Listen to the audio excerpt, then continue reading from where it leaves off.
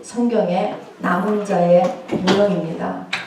벌써 400여 년 전에 그 영국을 메이플라워를 타고 출발했던 그 102명, 미국에 도착했을 때는 반이 안 남았다고 하죠. 그분들이 바로 남은 자의 모형이 됩니다. 그래서 오늘 이 추수감사절을 보내면서 바로 하나님께서 원하시는 이 남은 자의 이 믿음에 내가 얼마나 부합되고 있는가 다시 한번 살펴보고 또 기도하는 시간 되기를 원합니다. 남은 자라는 것이 결국 구원의 완성입니다, 여러분.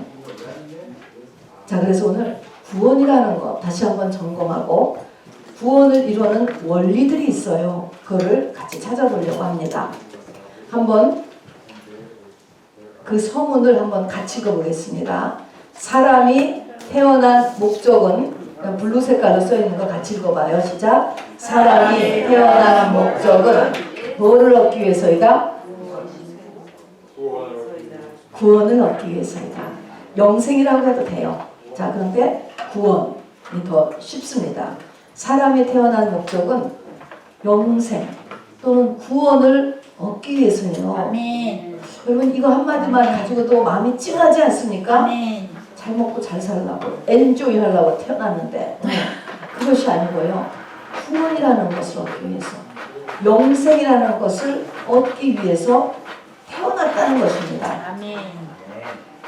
자, 그 다음 거 천천히 같이 읽어보겠습니다. 농부가 1년을 두고 뜨거운 여름을 보내며 힘쓰고 애쓰며 농사를 짓는 이유는 가을에 뭘 하기 위해서? 열매를 얻기 위해서지요. 또 우리 목축업자들이 시간과 노력을 쏟아서 가축을 키우는 거, 가축을 키워요. 소도 키우고, 페트는 좀 아닌 것 같아요. 뭐 닭을 키운다든가 돼지를 키운다든가 이렇게 가축을 키우는 것은 뭐를 얻기 위해서죠?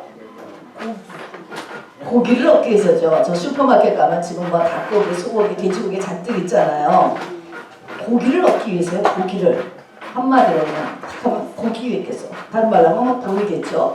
고기를 얻기 위해서요. 고기 공급을 위해서 키우는 거예요. 그런데 고기 공급을 위해서 우리 메릴랜드 남쪽에도 가면 닭 농장이 얼마나 많습니까? 그런 닭 농장 하는데 닭들이 거기는 닭들이 그 주인의 목적을 알까요? 모를까요?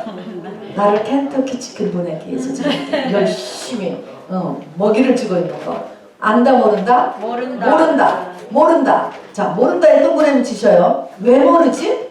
왜 모를까? 왜 모를까 여러분? 하나님의 창조의 종이 다르면 종이 하나 올라가면 절대로 이거를 그 윗종을 위에 있는 종을 레벨이죠. 이해를 못하는 거예요. 이게. 자, 그래서 짐승의 종과 사람의 종이 레벨이 다르잖아요. 만든 날이 다르잖아요.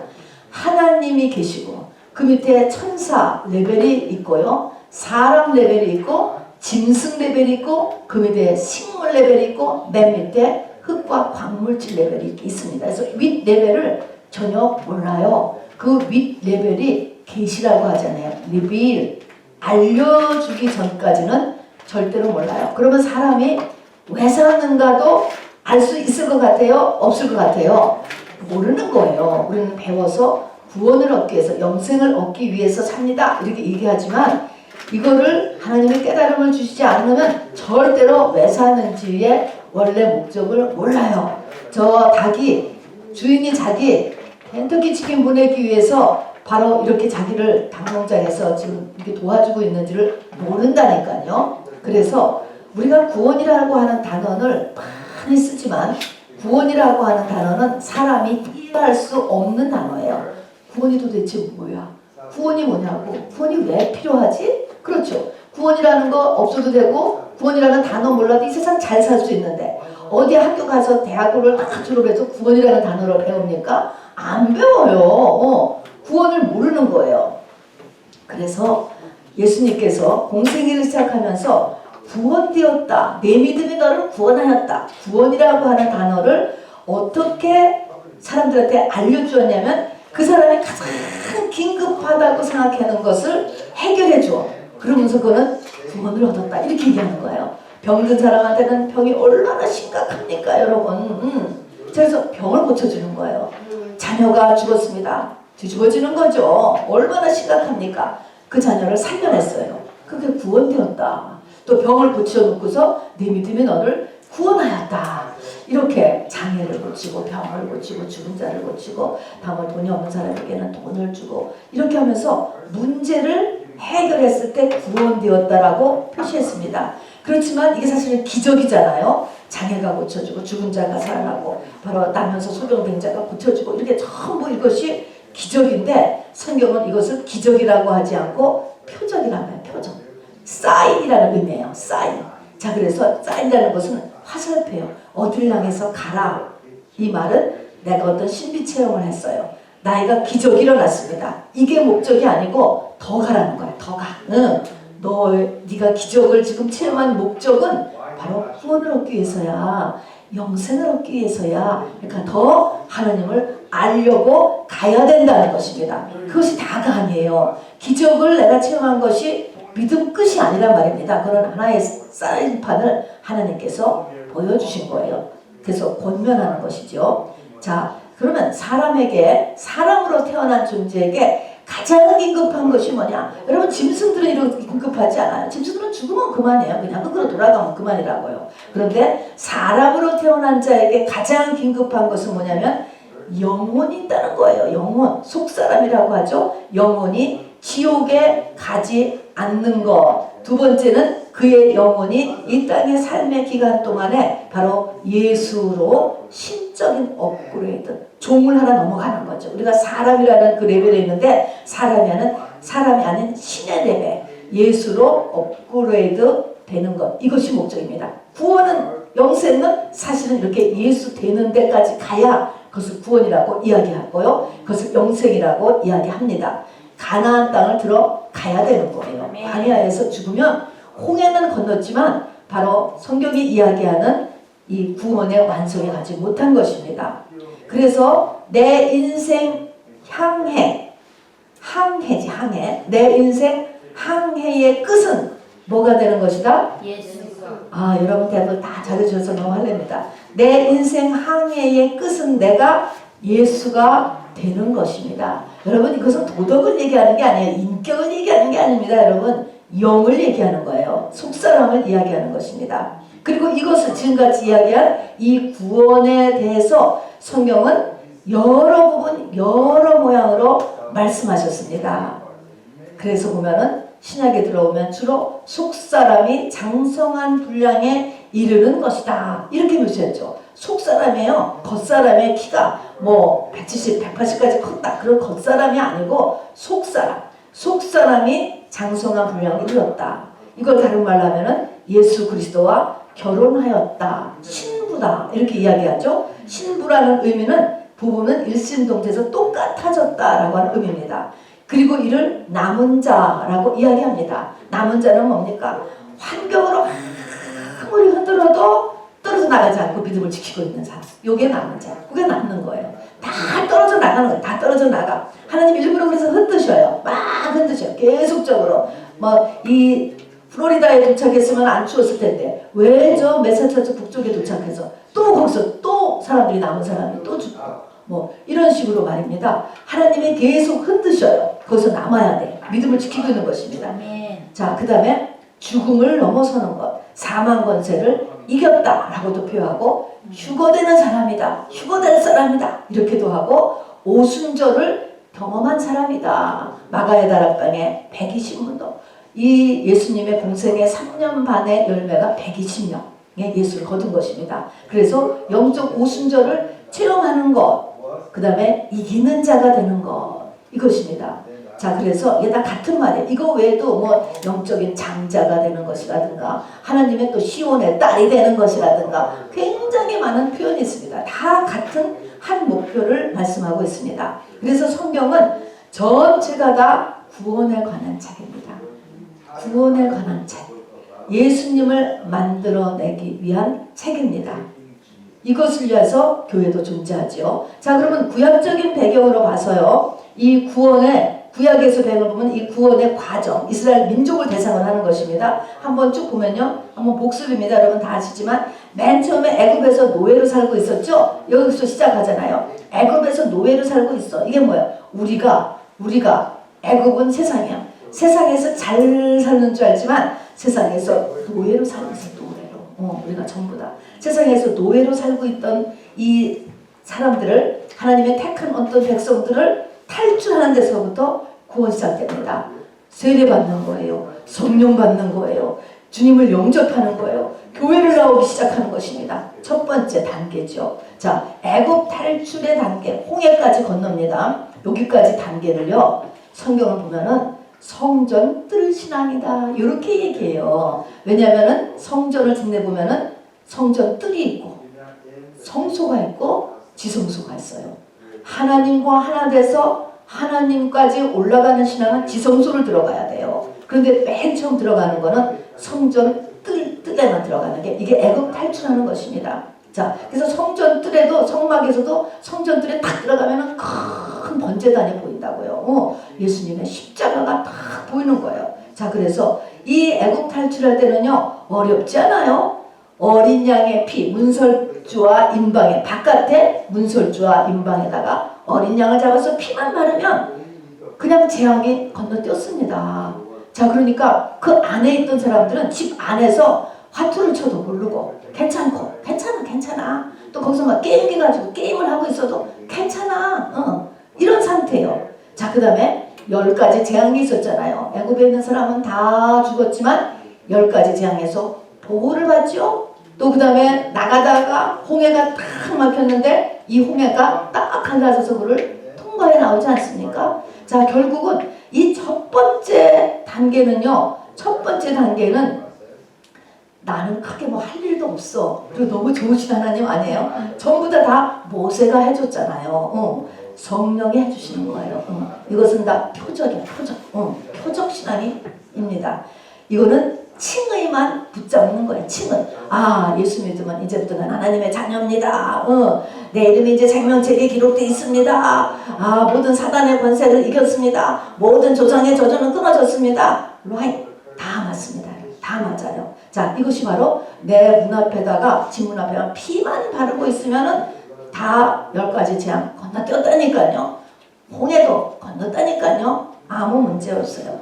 인격의 변화도 필요 없고, 삶의 변화도 필요 없고, 내 가치관의 필요 없고, 삶의 우선순위가 바뀌는 것도 필요 없어요, 여러분. 그대로 그냥 다 되는 거예요, 여러분. 그냥 여기까지, 여긴데 많은 사람이 여기에서 끝나버리게 되는 거예요. 이제 조금 지나면 이제 이것이 뭔가가 이상해지기 시작하는, 이상해져요, 여러분.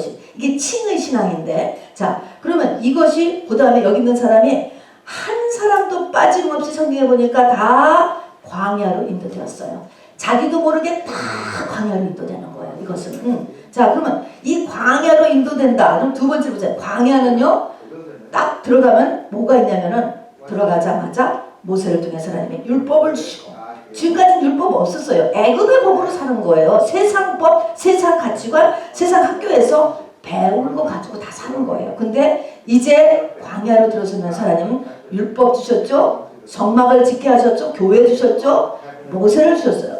목회자가 있는 거예요. 목자를 주게 돼요, 여러분. 이것이 주어지게 돼요. 자, 그 다음에는 이상하게 고난이 시작돼요. 뭔지 모르지만 고난이 시작됩니다. 아까 우리 찬양에도 했지만 이 고난은 뭐를 드러내는 거라고요?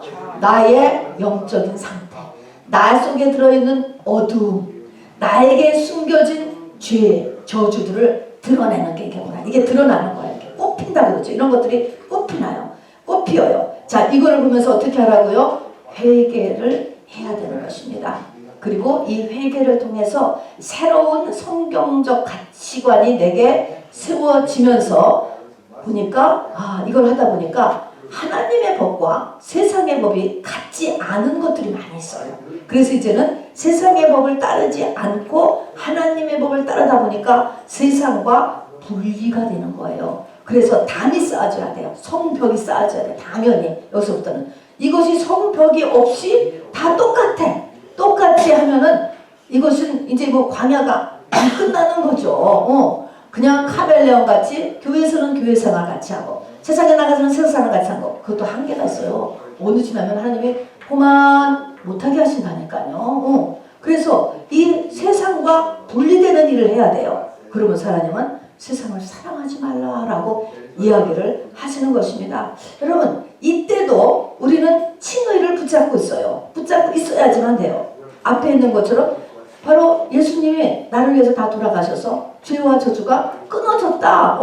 하나님의 나는 자녀야. 그거 붙잡고 있어야 됩니다. 자, 그래서 여러분 이게 가나안 정복 전쟁 갈 때까지 이 구원의 완성을 이룰 때까지 이 첫 번째 하는 성전들 신앙의 이 칭의가요 계속적으로 가야 돼요. 근데 이것만 있으면 절대로 안 됩니다, 여러분. 같이 가는데 이게 왜 이러냐면 이것이 참 어려운 부분이에요. 사람은 3차원을 살고 있잖아요. 우린 다 지금 3차원을 살아요. 안 보이잖아요. 하나님도 지금 3차원을 사는데 구원이라고 하는 것 하나님은요 4차원 이상이에요, 여러분.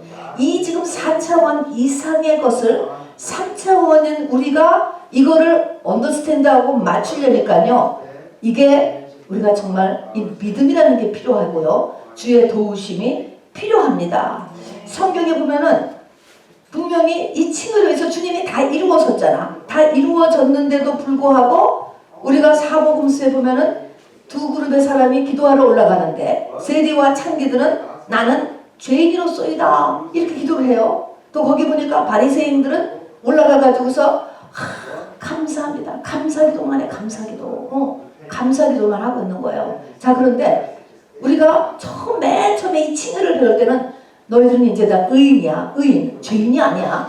막 이렇게 가리켜요. It's okay. 괜찮습니다, 여러분. 자, 근데 의인이야. 그런데 바로 예수님의 공생애를 들어가면서부터는 예수님이 한 사람은 나는 죄인이었소이다 하고 창기와 세리들은 그렇게 주눅이 들어서 감히 얼굴을 들어서 하늘을 바라보지도 못하고 이렇게 하고 있고 또 한 그룹은 감사기도만 하는 거야. 나를 11조 생활하게 해주니 감사합니다. 감사기도만 하는데 하나님은 누가 하나님 앞에 정말 의롭다함을 받느냐 하면은 세리라고 이렇게 이야기하는 거예요. 그래서 내가 죄인의 노선에 있어야 바로 죄인을 위해 오시고 병자를 위해서 오신 그 예수님과 연합이 되는 것이지 의인이야 아프지 않아 이렇다라고 한다면은 영적인 성장이 없어지는 거예요. 자, 그러니까 이 두 가지를 우리가 이제부터 같이 가야 되는 거예요. 칭의도 가지고 가지만 또 하나는 이제 이 칭의는 한쪽에서 이게 지금 4차원의 얘기죠. 한쪽에서 놓고 나 실제 모습을 오픈하고 이제부터 이제 이 나의 변화 이게 이제 회개인 거예요. 이 변화를 위해서 힘쓰고 애쓰고 하는 일들이 필요하다는 것입니다.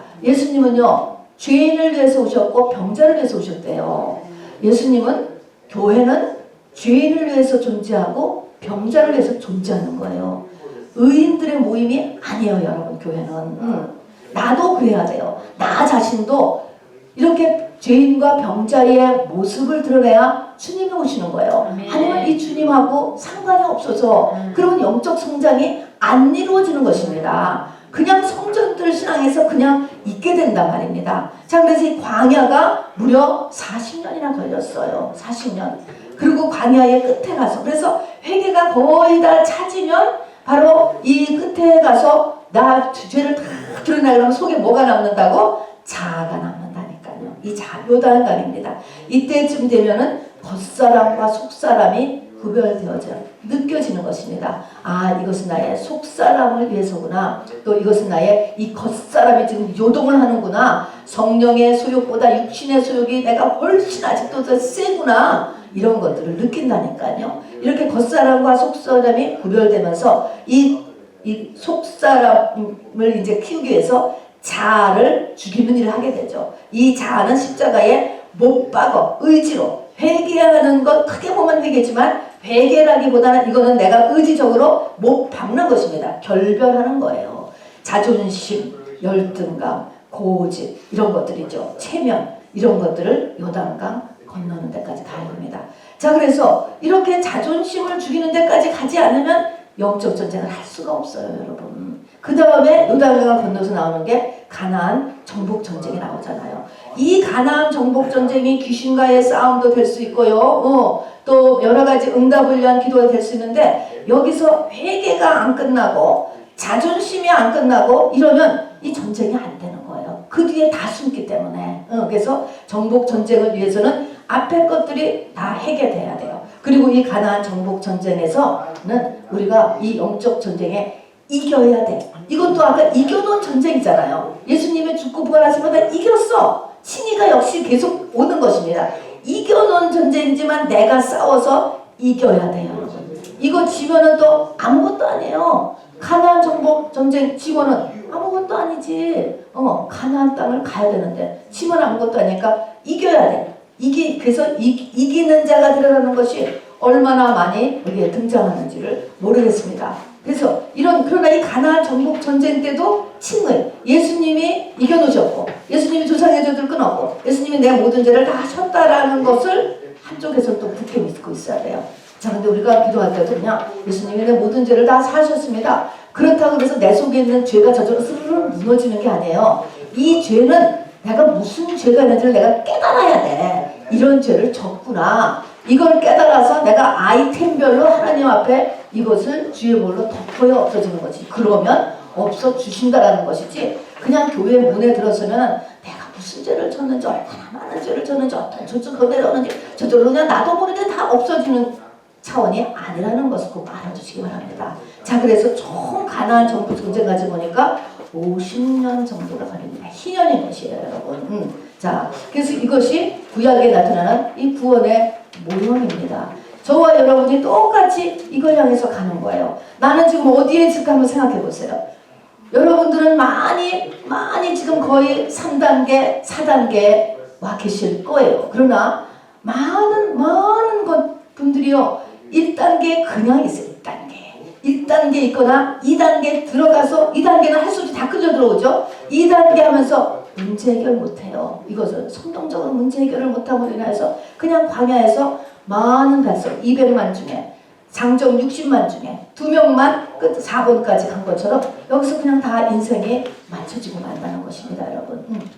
자, 그래서 이 광야는 이 붉은 용이 딱 위에 침치고 이 다음에 광야를 통과하고 요단강을 건너서 정말 하나님이 원하시는 바로 이 축복의 현장까지를 가지 못하게 한다는 것도 잊지 마시기 바랍니다. 정신 차려야 돼요. 자, 우리 두 번째 페이지 열어보시기 바랍니다. 맨 처음에 시내산에서 말씀을 받기 전에 무율법 시대, 애굽에 살 때는요, 무율법에 애굽의 법이 법이었죠. 그런 애굽의 노예로 살던 때는 무율법 시대고 애굽의 바로가 나의 주인이었어요. 세상이 나의 주인, 세상이 나의 목표. 나는 애굽의 자녀, 세상의 자녀예요. 그렇죠? 세상의 목표잖아. 세상의 인정 때문에 움직여요.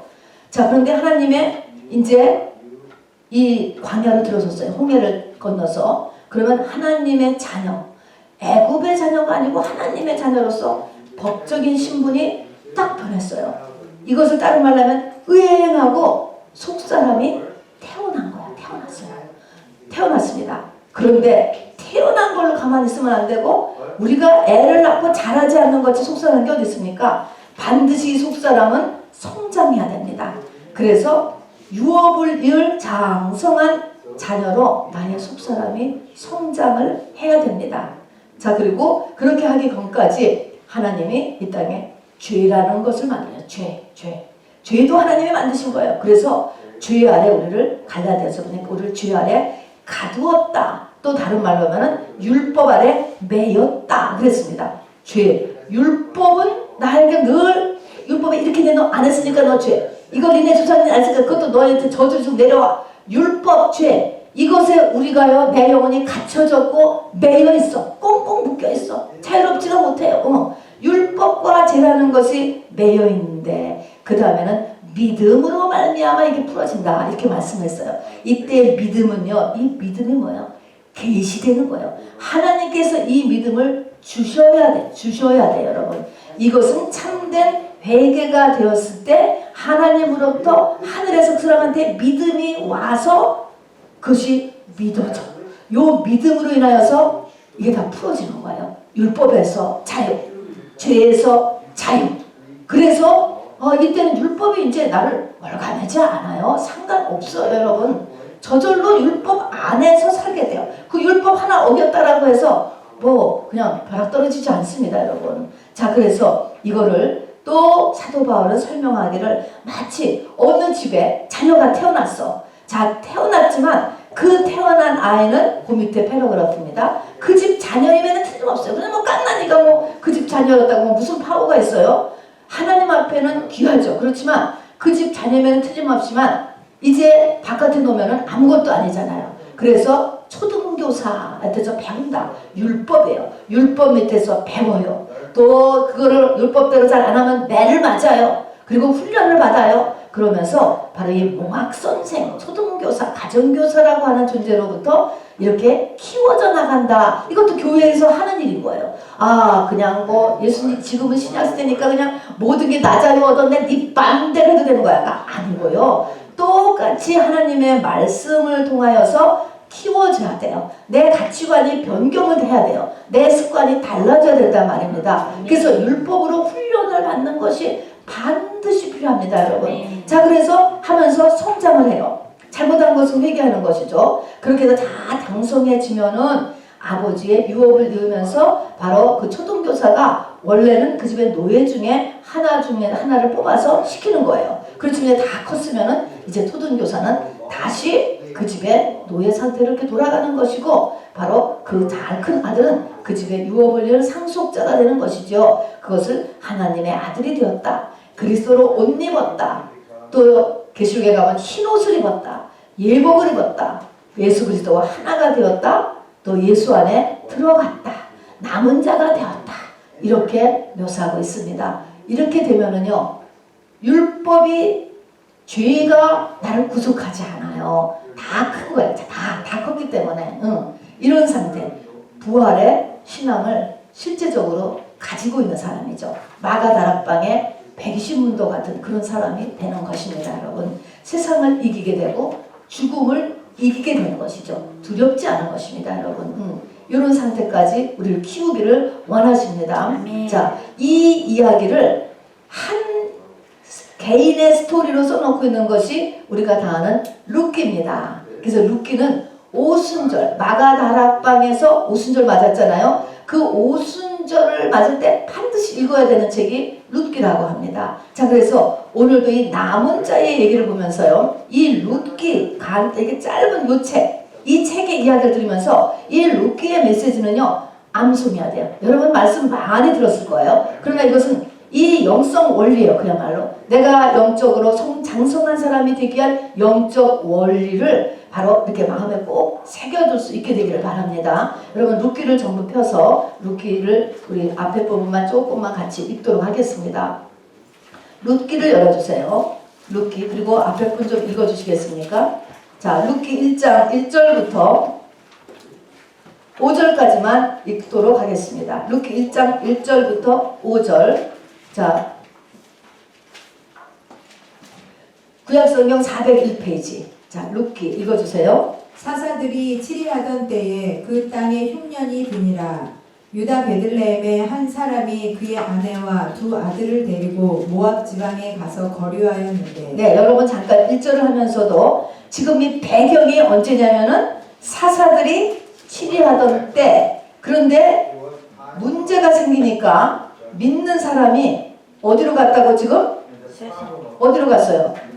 모압으로 갔습니다. 자, 2절 우리가 읽읍시다. 시작. 그 사람의 이름은 엘리멜렉이요, 그의 아내의 이름은 나오미요, 그의 두 아들의 이름은 말론과 기런이니 유다 베들레헴 에브라 사람들이었더라. 그들이 모압 지방에 들어가서 거기 살더니. 여기 좀 어디 산다고 또 얘기해요? 모압. 아, 모압이 좋은 거야 지금. 모압이 좋아. 다음에 3절. 나오미의 남편 엘리멜렉이 죽고 나오미와 그의 두 아들이 남았으며. 4절 읽읍시다. 시작. 그들의 모압 여자 중에서 그들의 아들을 맞이하였는데 하나의 이름은 오르바요, 하나의 이름은 루시더라. 그들이 거기에 거주한 지 10년쯤에. 5절. 말론과 기룡 두 사람이 다 죽고 그 여인은 두 아들과 남편의 뒤에 남았더라. 아멘. 여기서 우리가 5절까지 있는데 세 번 등장한 곳이 모압이 나와. 그죠? 모압 지방으로 이사 갔고 모압 지방에 가서 이제 잘 자리를 잡고 살았고 다음에 며느리들도 전부 다 모압 여자 중에서 얻었고 그랬습니다. 모압이 뭘까요, 여러분? 세상이죠, 세상. 또 여기 보니까 이제 사사들이 치리하던 때, 자, 요런 우리가 선언을 읽어보면서요, 한번 1번 봅시다. 자, 사사들이 치리하던 때, 이 때가 어떤 때냐? 우리 룻기 바로 전에 무슨 책인가 한번 보세요. 사사기 맨 끝절 읽어봅시다. 맨 끝절 시작. 그때 이스라엘에 왕이 없으므로 사람이 각기 자기의 소견에 옳은 대로 행하였더라. 그렇습니다. 이 그때가 사사들이 치리하던 때, 똑같은 때예요. 자, 이거 뭐냐면 이스라엘에 왕이 없다. 이스라엘은 믿는 사람이에요. 믿는데도 교회를 다니는 사람이지만 기준이 없는 거예요. 하나님 말씀이 기준으로 살아야 되잖아요. 이스라엘에 왕이 없다. 이 하나님 믿는 사람들이 기준이 이 사사시대에 다 흐트러졌어요. 기준이 없는 거야, 기준이. 자, 기준이 없어서 사람들이 갖기 자기 뭐에 오른 대로, 자기 소견에 오른 대로, 자기 생각에 오른 대로, 내 생각. 교회 다니는 사람들도요, 다 내 생각대로 산다. 성경 말씀 몰라요. 내 생각대로 사는 시대다. 이런 것입니다. 자, 그래서 교회를 다녀도 누가 왕이야? 내가 왕이야. 내가 내 인생의 왕이야. 이렇게 살고 시대니까 어떤 시대일까? 우리 시대죠. 지금 이 시대예요, 여러분. 지금 이 시대도 바로 이 사사 시대입니다. 1945년 이후로. 자, 이럴 때에 하나님은요, 반드시 문제를 던지세요. 자, 이거는 이 문제를 던지는 이유는 바로 이 나오미, 이 가정이 하나님의 창세전에 택한 신부의 그 그릇이기 때문에 문제를 던지는 거예요. 이렇게 살아도, 내가 왕으로 살아도 문제 없이 사는 사람도 많아요, 여러분. 문제가 없을 수도 있어요. 그러나 하나님이 그 영혼을 불러서 영생을 얻게 하려니까 이 땅에 문제를 던지시는 거예요. 자, 그래서 문제가 없다라고 나는 하나님과의 관계가 좋은 게 절대로 아닙니다. 문제가 하나님의 사랑이에요, 여러분. 자, 그래서 문제를 던지십니다. 그런데 문제를 던졌어요. 흉년이 들었어요. 돈 문제가 생겨서, 돈 문제. 흉년이 들었는데 이것에 대한 이 문제는 하나님이 사랑하시기 때문에 던져요. 그런데 문제를 좀 해결하는 방법이에요. 내가 왕이니까 어떤 방법대로 했어요? 모압 지방에 가서 모압으로 이사가는 걸로 선택을 했습니다. 어떤 방법을 택했습니까? 세상적인 방법을 택했다는 것입니다. 자, 세상적인 방법. 자, 그럼 우리가 할 것은 문제가 터지는데 이 문제는 그래 마음대로 해도 돼. 누가 뭘 하지 않아. 근데 이 문제에 대한 해결 방법에 대해서 결과는 누가 책임져야 돼요? 나한테 반드시 돌아간다는 걸 알아. 금방 일어나지 않아. 내가 뭐를 잘못했더니 금방 1시간 뒤에 그 다음 주에 그냥 교통사고가 났다? 그렇지 않다니까. 아무렇지도 않아요. 지금 아무렇지도 않아요. 그냥. 그런데 하나님은 모든 것을 다 메네메네 되기를 우바르시 남아서 재고해 줄게. 이게 십계명의 글로 써주시고 메네메네 되기를 대바르신을 글로 써주신 거예요. 네 모든 행동을 하나님이 계산하고 계시다. 이런 의미인 거예요. 이걸 잊지 말아야지 돼요. 자, 그래서 내가 모압으로 가는 선택을 했는데 이것의 결과를 낸다는 것을 아셔야 된다. 아셔야 돼요. 문제가 생겼을 때 모압으로 가면 안 되는 거지 지금. 모압은 가지 말라고. 율법에 모압은 금지 지역이에요. 금지 지역. 하면 안 되는 거예요.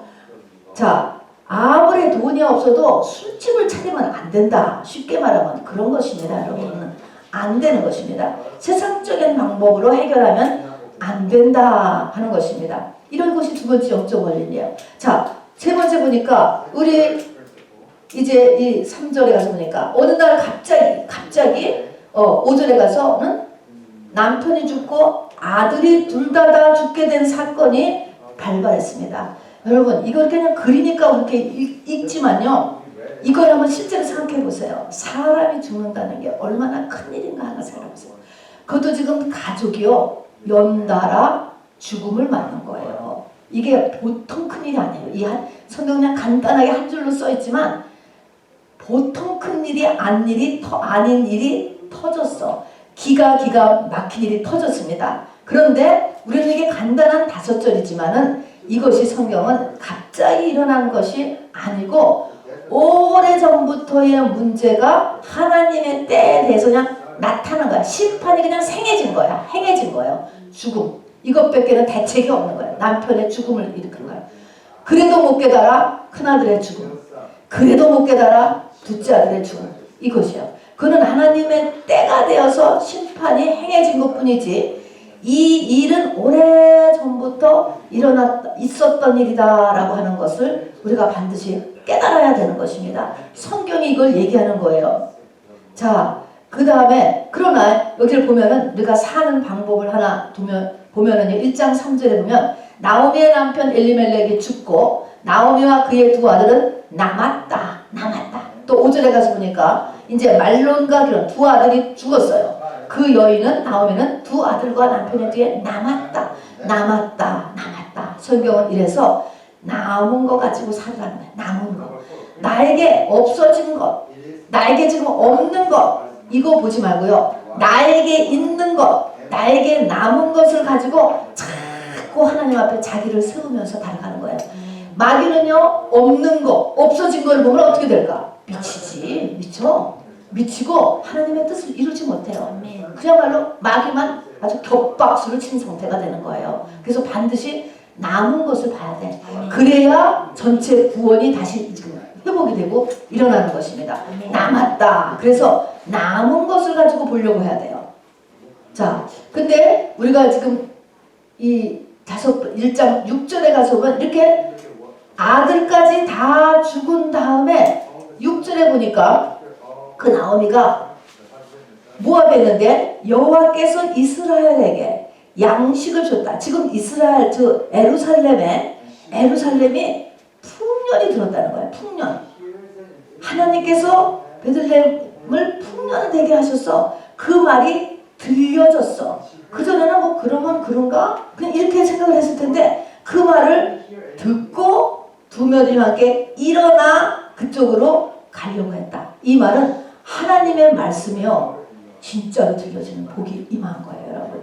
자, 여러분이 남은 것만 가지고서도 어떻게 내가 남은 것 가지고 한번 어떻게 하나님 좀 잘 믿고 이제 잘 살아봐야지 하고 이렇게 하면 이제 이게 하나님의 은혜죠. 이제 이게 택한 백성이기 때문에 하나님의 말씀이 들려와. 그전에는 성경을 읽어도 무슨 말인지 모르겠고 설교를 들어도 하나도 안 들어왔는데 그 설교가 쑥 내 귀로 들어온다니까요. 그리고 그것이 진짜 같은 거예요. 그래서 그렇게 그렇게 행해야 돼. 아, 그렇게 해야 되는구나. 지식이 아니고 해야 되는구나 하면서 나오는 거예요. 자, 그래서 이렇게 돌아오려 하여 이 말을 하나님께 내가 눈이 이렇게 들려져. 하나님이 갑자기 있는 것 같아. 그리고 하나님의 말씀이 들려져. 내 속에 들려진다는 것은 이게 무슨 의미인지 아세요? 말씀이 보여지고 들려진다라고 하는 그 의미는 빛이 들어온 거예요. 이 빛은 나에게 무엇을 보게 할까? 나의 죄를 보게 하는 거예요. 죄를. 회개하는 것 같이 어려운 거 없어 이 세상에. 정말이에요. 저에 대한 저의 소원, 여러분을 향한 저의 소원도요. 어떻게 회개를 할 수 있을까? 이거예요. 정말입니다, 여러분. 회개를 하면 바로 회개하라. 천국이 가까워하느니라. 여러분, 회개가 제대로만 되면 천국이 그냥 물밀듯이 들어오는 것입니다, 여러분. 근데 무슨 죄가 있는지를 이게 지금 못 깨닫잖아요. 말씀이 안 들어오니까. 나한테 안 들어오니까. 계속 내가 왕으로 사니까. 자, 그래서 죄를 볼 수 있게 됐어, 이 나오미가. 자, 그래서 1장 10절 6번입니다. 지금 영성은 6번입니다. 13절에 가면은 어떤 고백을 하게 되면 여호와의 손이 나를 치셨다 그랬습니다. 나를 그래서 이제 나오미라 부르지 마라. 나오미는 조이라는 의미인데요. 속이 지옥이라는 거야, 지옥. 이제는. 자, 그래서 자기가 너무나 고통스럽다. 여러분, 고통스러움을 당해도 내가 하나님 앞에 맞을 거야. 여러분, 이런 소리 듣기 좋아요? 이런 소리 못 들어요, 사람들. 하나님의 징계가 있었어. 이렇게 하면은 그 소리 못 듣잖아. 그 소리를 듣는 거예요. 억셉트 하는 것입니다. 내가 하나님 앞에 맞은 거야. 내가 못 깨달아서. 내가 죄를 못 깨달아서. 죄를 지어서 여호와의 손이 나를 쳤다. 이 고백을 할 수 있어야만 되는 거예요, 여러분. 자, 그러니까 여기서부터 벌써 어려워지죠. 여기까지 우리가 못 나가잖아요, 지금. 그러면서 문제의 근원이 나와 하나님과의 관계에 있었다는 것을 이 나오미가 지금 여기에 주인공입니다. 이 나오미가 깨달았어요. 늙은 나이에요. 늙은 나이게 지금 벌써 다 이런 늙은 나이. 자, 그래서 깨달았어요. 자, 그러면 여러분 회개는 뭔지 아세요? 회개는요 반드시 행함이 따른 거예요. 이것은 뭐냐면 원래 자리로 돌아가는 거예요. 다시는 그 일을 안 하고 원래의 자리로 돌아가는 것, 이것이 회개예요. 자, 그래서 회개는 입으로 오늘 회개하고 내일 또 그 일 또 짓고 또 오늘 회개하고 또 일주일 뒤에 또 짓고, 이거는 회개라고 할 수 없어. 물론 그래도 또 해도 돼. 100번 회개해도 그거 완전히 고쳐지만 한다면. 그러나 성경이 말하는 회개하라 천국에 가까워하느니라. 천국과 맞바꾸는, 내 소원과 맞바꿔지는 회개는요, 내가 다시는 그 일을 안 하게 되고, 그리고 그 잘못된 자리를 딱 다시 돌아갈 수 있어야 되는 것입니다. 담배 피는 것을 내가 회개했습니다. 그럼 다시는 담배를 안 펴야지. 다시는 담배를 안 펴야지 돼. 내가 와이프를 구타했던 것을 깨달았어. 잘못했고 다시는 안 때려야지. 그리고 잘못한 거라지만 다시는 그 원래 자리로, 원래의 자기가 그 아내를 사랑하는 자리로 딱 돌아가야지. 그래야 관계가 계속되는 거예요. 그 다음에 그것이 참된 용서가 되는 것이죠. 자, 그래서 이게 베들레헴으로 이제 다시 자기가 맨 처음에 1절에 그랬잖아요. 돈 문제가 생기니까 이사를 갔잖아요. 경기가 좋은 모압 지방으로 이사를 간, 그게 잘못됐잖아요. 거기서 하나님 말씀을 어겼잖아요. 물론 그 이사가 가서 애들 잘 키우고 집도 사고 직장도 비즈니스도 하고 다 결혼까지 다 시켰지만 바로 뭐예요? 다 무너지는 것입니다. 자, 그래서 참된 회개는 행함이 따라요. 자, 그래서 베들레헴으로 돌아가. 자, 돌아가. 자, 돌아가려니까 딱 무엇이 걱정될까요? 자존심이 딱 걸리죠. 여기 보니까 사람들이 나오미가 아니냐 전부 그러는 거예요. 아이고 잘 살아보겠다고 가서 잘 산다고 하더니 어찌된 일이야 하면서 바로 조롱을 시작했어요. 그래도 뭐예요? 가야 되는 거예요. 아, 조롱 뻔히 알아. 자존심 때문에 난 베들레헴으로 안 갈 거야. 저쪽에 멀리 타주로 가자. 이거는 뭐예요? 영적으로 안 풀어져요. 그렇게 하면요. 하나님은 세상적으로는 자기는 당분간 좀 편할 수 있을지 모르지만 영으로 푸는 것이 아니에요. 영으로는 제자리로 돌아가. 떨어진 자리, 네가 어디서 떨어졌는가를 확인하여서 떨어진 자리로 올라가라는 거야. 에베소서도 네가 첫사랑을 어디서 잊어버렸어? 어디서부터? 어떻는데 그게 없어졌어? 그럼 그 자리로 다시 돌아가야 되는 것입니다. 이것이 이제 영의 이 자기의 모든 문제를 푸는 원리가 되는 것이죠. 나는 꼭 새벽기도 성도였었어. 주님 첫사랑이었었던 어느 날 새벽기도를 잊어버렸네. 깨달았어. 새벽기도 다시 나와야 되는 거야, 여러분. 그 사람은 새벽기도 해야 된다고. 이런 식으로 떨어진 곳으로 돌아가요. 그래서 베들레헴으로 다시를 돌아가는 게 7번입니다. 그래서 회개라는 것은 다시는 그 일을 안 해야 돼. 여러분이 회개했다는 것은. 그리고 원래의 자리로 돌아가는 것이 회개입니다. 여기까지를 해요. 자, 여기까지를 하면서 이제 우리가 하나님이 가만히 있지 않으시죠. 우리가 하나님께 나아가는 자는 하나님이 반드시 기억하시고, 여러분 우리가 하나님의 자녀잖아요. 베이지컬리. 얼마나 기다리고 계십니까? 우리가 자녀하고 부모가 헤어졌을 때 누가 더 보고 싶을 것 같아요? 누가 더 보고 싶을 것 같아? 자식이 부모를 보고 싶을 것 같아? 부모가 자식을 보고 싶어 하는 거예요. 그건 항상요. 우리의 하나님이 우리를 더 기다리고 계셔요. 네. 자, 그래서 고엘이 이제 등장하죠. 고엘. 자, 고엘이라는 것은 이스라엘의 하나님이 만들어 놓는 풍습이에요. 풍습인데 어떻게 하냐면은 내가 잘못하여서 이 땅의 것들을 이제 다 팔아먹어서 집도 팔아먹고 땅도 팔아먹고 자식도 노예로 보내고 남편도 노예로 팔려고 이럴 수밖에 없는 죄와 저주를 자기의 형제나 친척이 와서 보상해 주는 거야. 그냥 다 사주는 거야. 그냥 사서 땅 파는 거 다시 사서 주고 이렇게 모든 거를 그냥 다 해주는 거야. 그냥 얼마나 좋아. 굉장히 사회 보장 제도예요. 엄밀히 말하면. 그런데 이 고엘, 이거는 히브리어예요. 고엘의 바로 이 한국말 이름이 뭐냐면은 구원자예요. 구원자. 헬라어로 그리스도예요. 그래서 회복시키는 거예요. 하나님이 창세 전에 나를 이 땅에서 어떤 모양으로 또 어떻게 살도록 어떤 사명을 주는 게 다 예정되어서 태어났다고.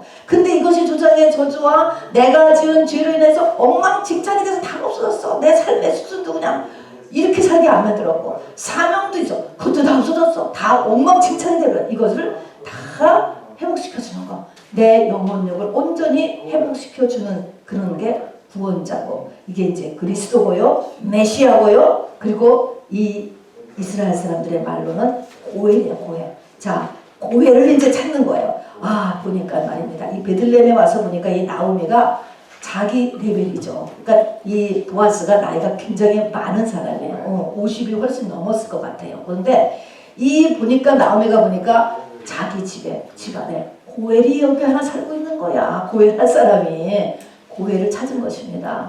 자, 그래서 근데 여러분 나의 고엘은 누굴까요? 나의 고엘 누구예요? 여러분의 고엘 예수님이에요. 예수님.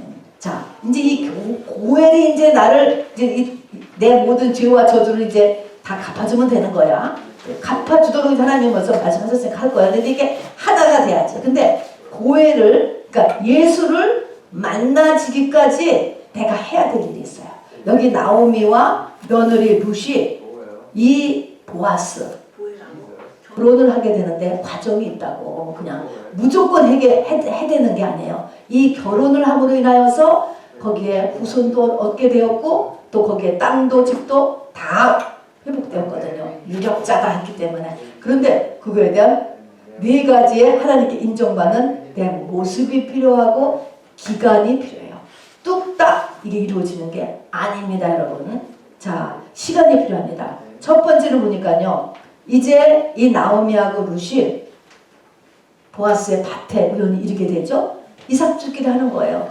거기서 이삭주기를 하면서 사는데 여기서 누가 이제 지금 시집을 가야 되냐면은 며느리 룻이 시집을 가야 되잖아요. 보아스를 만나서 이렇게 했는데 이 며느리 룻이 이제 고엘로 보아스를 만나기 위해서 이제 네 가지를 해야 되는 건데 이 며느리가 그 시어머니를 정성껏 섬기고 하는 것이 이제 이게 하나님 앞에 인정을 받고 소문이 다 난 거예요. 그래서 여기서 누군가를 하나님께서 붙이는 사람이 있어요. 나에게 주어진 사람, 주어진 교회 이런 같은 이거를 하나님 앞에 인정받을 만큼 섬기는 게 매우 중요해요. 그래서 보아스가 고엘이 되는데 여기서 보면 보아스가 있는 타작마당 또 여기서 이제 이삭을 줍는데 여기 보면 보리를 식초에 찍어서 먹는 일 성만찬 상징입니다. 교회 생활을 나타내요. 자, 그래서 교회 생활을 하면서 하나님이 나에게 준 어떤 사람을 지금 이제 섬기는 일 또는 어떤 단체를 섬기는 일을 해야 돼. 근데 참조로 뭐냐면 우리가 알다시피 룻이라고 하는 여자가 시어머니 나오미를 정말 적극 섬기다가 시어머니의 중매로 결혼하는 거잖아요. 어떻게 이 룻이 시어머니 나오미를 안 섬겨도 되는데 섬겼을까? 안 섬겨도 되는 세상 이유 한번 보세요. 제가 읽어볼게 보세요. 왜냐면 당시 상례가 남편이 죽으면 애도 없이 죽으면 친정으로 돌아가는 게 문화였어요. 그건 아무도 욕하지 않아. 그거는 누구나 그렇게 하는 거였어요. 그러니까는 이제 일찍 남편이 죽었으면 그냥 친정으로 돌아가. 그 시어머니 늙고 아무것도 없는 시어머니 안 섬겨도 돼. 두 번째는 자식도 없으니까 라스네임이 있는 그 집안에 뭐가 있는 거 트레디션이 있는 것도 아니니까 굳이 그 집안에 남아 있어야 할 이유도 없죠. 또 시어머니가 돈이 하나도 없어요. 돈이 하나도 없어. 어떻게 살 거야? 또 룻은 이방 여인이기 때문에 시어머니가 가려하는 베들레헴으로 만일에 자주 쫓아가면 그 나라는 그 베들레헴 이 여호와 하나님을 믿는 민족들은 이방 사람을 개취급을 했거든요. 너 그 시어머니 쫓아서 거기 가서 살고 너는 아주 사람 취급 못하고 그렇게 그냥 모욕받으면서 살 텐데 그거를 넘어가는 것입니다. 또 보니까 시어머니 나오면은요 축복의 사람이 아니잖아요. 인생 지금 다 망가고 남은 게 하나도 없어요. 그런 사람 이렇게 축복이 없는 사람 옆에 있으면 나도 같이 축복이 없어지는 거 아니야? 사람들이 이렇게 생각해요. 여섯 번째 뭐냐면 시어머니 나오면은요 지금 모압에서뿐 아니고 자기 이스라엘 민족들에게도 존경받는 사람이 아니래. 말씀을 어기고 살았고요. 그래서 말씀을 어겨서 가지 말라는 모압 땅에도 온 것이고, 또 아들이 원한다고 그냥 율법에 금지했던 그 모압 여자들하고 다 또 며느리 맞아서 결혼도 시키고, 이렇게 자기 나라 사람들한테도 이렇게 말이 안 되는 이런 나쁜 사람이야. 그리고 또 룻은 아직 젊으니까 아직 자기 인생을 엔조이하고 그런 자기의 그런 그 의무라고 할까요? 그런 것이 있을 수 있잖아요. 이런 것들을 다 째끼고, 이것은 다 무슨 이유일까요? 세상적인 이유죠. 자, 세상은 이런 가치관을 다 가지고 있어요. 이거를 따르지 아니하고 바로 하나님, 여호와 하나님을 추조했습니다. 이 룻이. 자, 그 다음에 그러니까 사람 섬기는 일이 필요해요. 나에게 누가 주어져 있는가를 잘 생각하셔야 돼. 자, 두 번째는 일터에서의 성실함입니다. 이런 것들이 다 점검되는 거예요. 세 번째는요, 성적으로 정결함이 인정돼야 돼요. 3장 11절에 보니까 이렇게 보아스가 이야기하죠. 네가 현숙한 여자인 줄은 나의 성은 백성들이 다 아느니라 얘기했습니다. 아, 늙은 시어머니 집에 두고 밤마다 파티를 뭐 나가면 누가 뭐라겠어. 얼마든지 속이고 할 수 있겠지. 그러나 바로 음란이라는 것은 하나님을 잊어버리게 하는 거예요. 그 재미가 너무 좋기 때문에. 또 음란은 죄로 음란이 들어오면 하나님을 가려요. 말씀이 안 깨달아져요, 여러분. 이게 특징인 것입니다. 그래서 성적으로 정결하고 있어야지 돼요. 그 다음에 여기 이 시어머니도 그렇고 또 보아스도 그렇고 이 룻에게 하는 말이 있어요. 이삭을 주우러 다른 밭으로 가지 말아라. 또 너는 그의 소녀들과 함께 일하고 다른 밭에서는 사람을 만나지 않는 것이 좋으니라. 작은 며느리한테 너 그냥 다른 밭으로 가지 말아라. 이제 이런 얘기를 하고 다른 사람을 이렇게 만나지 말아라. 이런 말을 하죠. 이런 거에서 뭐냐면 우리가 알아야 될 것이 예수 믿는 사람은 만나야 될 사람이 있고 만나지 않아야 될 사람이 있어요. 가야 될 곳이 있고 가지 않아야 될 곳이 있어요. 이렇게 자기의 발을 이렇게 분별할 줄 알고 사람 사이의 간격을 조절할 줄 알고 이렇게 해야 믿음을 지킬 수가 있습니다. 안 그러면은 엉망진창이 되는 거예요. 그래서 이런 것들이 다 이제 이것을 이 룻이 이렇게 하면서 살았다는 것이 이제 나와요. 그러고 나서 이것이 이제 무르익어 가니까 바로 하나님께서 그 시어머니한테 이제 이 고엘이 있는 것을 알게 해주시는 거예요. 여기 보아스가 있다. 그래서 결혼, 안식, 믿음의 이 고지에 오르기 위해서는 거룩한 중매쟁이가 필요합니다. 영적 가이드가 필요하다는 것이죠. 신약에서도요, 바울은 자기가 너희를 예수 그리스도의 정결한 처녀로 중매하려 함이라 하는 것처럼 신약의 목자도요, 똑같은 이런 거룩한 중매쟁이의 역할을 하고 있죠. 준비된 사람을 바로 예수께 바로 연결하고 또 그렇게 준비되도록 여러분을 이끌어줘야죠.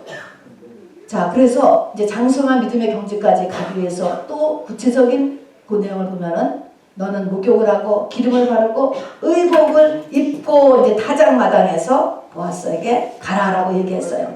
영적 단장이에요. 이건 영적 단장. 자기 자신의 모습을 하나님 앞에서 어떨까? 하나님이 보시기에 나를 어떻게 보실까? 이게 단장하는 거예요. 단장. 회개할 것도 있고요. 더 할 것도 있고요. 여러 가지를 보는 것입니다. 그 다음에 보면 이 며느리가 타작마당에 내려가서 시어머니의 명령대로 다 하니라. 순종. 우리 순종의 삶의 태도는 너무 중요해. 순종의 삶의 태도. 그냥 내 마음대로 사는 게 아니고 순종의 삶.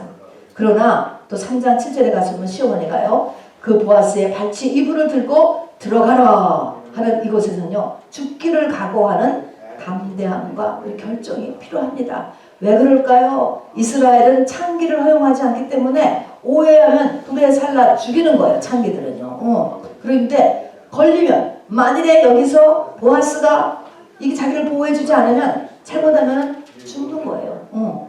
하는 것입니다. 그런데 바로 시어머니의 그 명령을 따라서 이걸 합니다.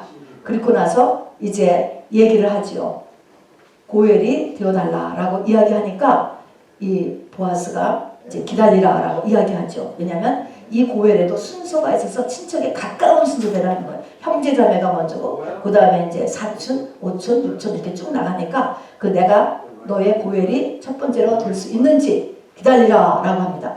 인내, 절제, 하나님의 일에 반드시 필요합니다. 자, 그리고 이렇게 청혼을 했죠. 여자가 청혼을 한 거예요. 자, 그렇게 한 다음에 나갈 때 아주 새벽 일찍 어두울 때 사람들이 보지 못할 때 나가라고 이렇게 얘기해줘요. 깜깜할 때 나와서 그리고 나가는 것은 우리가 믿음 생활을 하면서 오해를 피하도록 주의하는 것을 쉬지 말아야 돼요. 덕스러운 말, 덕. 우리가 믿음이 커질수록 이웃의 덕을 세워야 돼요. 참 중요한 것입니다. 덕스러워야 돼요. 그리고 그렇지만 나가면서 여기서 깜깜할 때 나가, 사람 보지 못할 때 나가라 이렇게 얘기하면서 이 보아스 남자가 바로 보리 6대를 바로 그 겉옷에다가 펴서 이렇게 담아서 주는 것을 봅니다. 자, 그러면서 보리 6대를 이렇게 담아주는 것은 이 룻이 밤새 이삭 죽기를 했구나. 혹시라도 누가 보면은 잔뜩 이삭을 가지고 나가는 걸 보니까 저 여자가 밤새 일을 했구나. 이렇게 생각하게 하려고. 또 만일에 룻이 보아스를 유혹했다고 소문나면 나중에 10명의 동네 장로들이라는 고엘 적심 검사를 하거든요. 뒤에 가서 보면은 장로들이 다 모여서 저 사람을 고엘을 해줄 수 있느냐, 저 사람을 대신 땅을 사준다거나 결혼을 해준다거나 뭐 집을 다시 이렇게 사게 해주는, 이렇게 했을 때 검사를 해요. 왜냐면 또 해줘봤자 뭐 또 팔아먹으면 소용도 없잖아. 그러니까 고엘을 해줄 만한가를 점검하는 게 나와요. 이것이 바로 이 율법의 점검이 우리에게 반드시 있어야 돼요. 하나님이 우리를 검사를 해서 이 축복을 주는 것이지 거저주는 게 아니라는 것입니다, 여러분. 자, 그래서 여기에 소문나면 룻이 저 여자가 나중에 했을 때 어떤 장로님이 소문을 들으니까 저 룻이 보아스를 타작마당에서 유혹했다고 하던데, 이렇게 하면은 고해를 안 해주는 거죠. 결혼 안 해주는 거죠. 이게 허락을 해야 되니까. 이것에서 이제 이렇게 조심을 하기 위해서, 덕을 세우기 위해서 이제 보아스가 이렇게 얘기를 해줍니다. 그리고 보리 6대를 겉옷을 펴서 담아줬어요. 겉옷이라는 것은 겉옷. 지금 이 룻은요, 과부니까 과부의 옷도 있고, 또 그 지역에서 가장 가난한 사람이야. 거의 홈리스 수준이죠. 이삭을 죽기로 사니까. 그러니까 가난한 자, 당시에 겉옷은 신분을 나타내요. 제사장은 제사장의 옷, 보자는 보자예요. 겉옷이 보자예요. 그런데 그런 책이 있는데, 겉옷에다가 이제 보리 6대를 줬다는 것은 이제부터 너의 신분이 바뀌어질 것이다. 과부가 바뀌어질 것이고, 정말 이 빈민층에서 네가 이제 벗어날 것이다. 이것을 상징하는 것입니다. 그래서 여기다가 이제 보리 6대를 피고, 6이라고 하는 숫자는 특히 세상 숫자죠. 세상 것을 이제부터는 세상 것이 문제가 없어진다. 이 땅의 삶이 펴질 것을 상징해요. 이 정도까지 우리의 믿음이 열심히 나가면 여러분 세상이 펴지기 시작해요. 여러분 그걸 느낄 겁니다.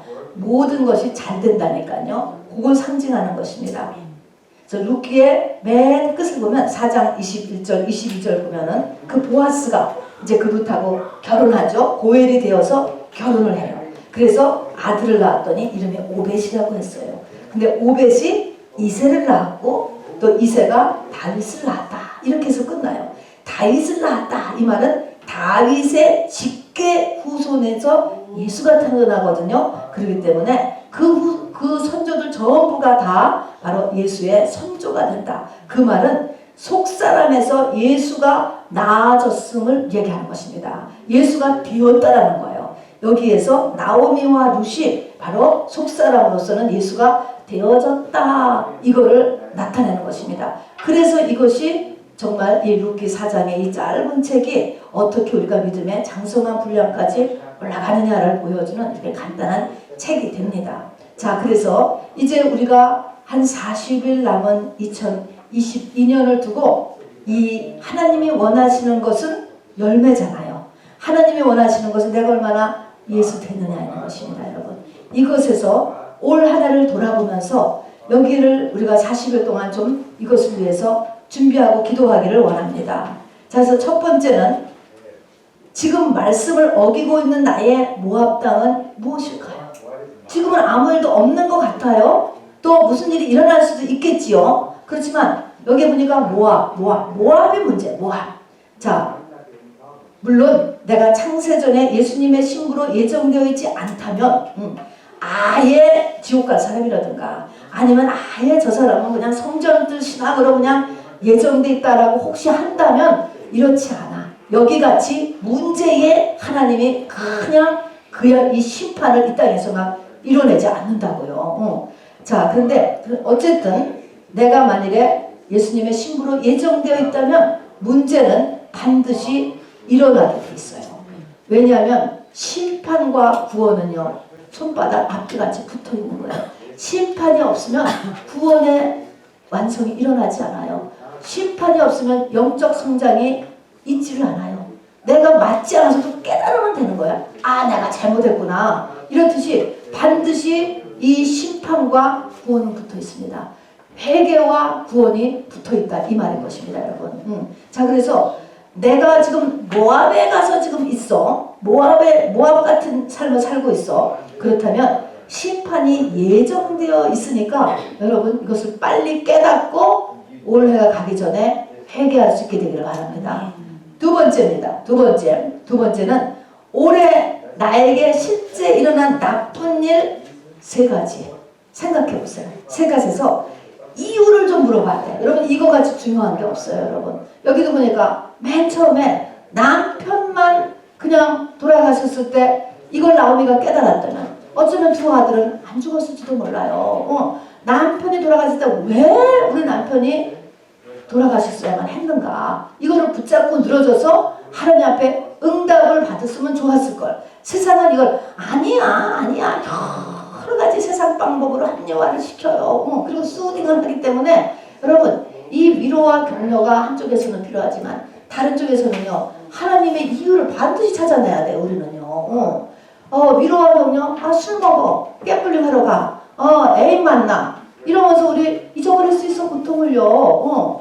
그렇게 하는 것만으로 안 된다는 거예요. 그래서 반드시 올해도 나에게 나쁜 일, 여러분 하나님 우리가 부모가 자식에게 좋은 거 해주는 것보다 때리는 게 여러분 더 어려워요. 야단치는 건 더 어렵습니다. 그럼 나에게 좋지 않은 일이 일어났다면 하나님 앞에 그 이유를 정말 간절히 물어봐야 돼. 왜 그랬는지 이거를 찾으셔야 돼요, 여러분. 그래야 더 큰 재앙을 막을 수가 있어요. 그 다음에 여기는 쓰지 않았지만 세 번째는 우리가 2022년 우리 기도 제목 해서 다 써서 다 연초에 다 냈잖아요. 그거 이제부터 아주 맹렬히 기도하고 하나님하고 딜하셔야 돼. 하나님 내가 이렇게 여러분 다 기억하시잖아요. 내가 이러한 올해 뒤에 목표를 썼는데 하나님 이제 40일 남았습니다. 이거 어떻게 할까요? 어떻게 하실 것입니까? 하고서 이걸 딜하시기를 바랍니다. 자, 그래서 오늘은 바로 우리 찬양한 다음에 중보기도 없이 2022년을 마무리하는 우리 각자의 기도 시간으로 우리가 30분 가질 것입니다. 자, 뭐를 돌아봐야 돼요? 내가 지금 모압 땅에 있는 거 뭐 없는가 반드시 찾아보세요. 모압 땅. 두 번째는 올해 일어난 세 가지 나쁜 일. 세 번째는 2022년 나의 계획 돌아보는 것입니다. 이 세 가지를 우리 간절하게 돌아보는 시간 되기를 바랍니다. 우리 찬양하십시다.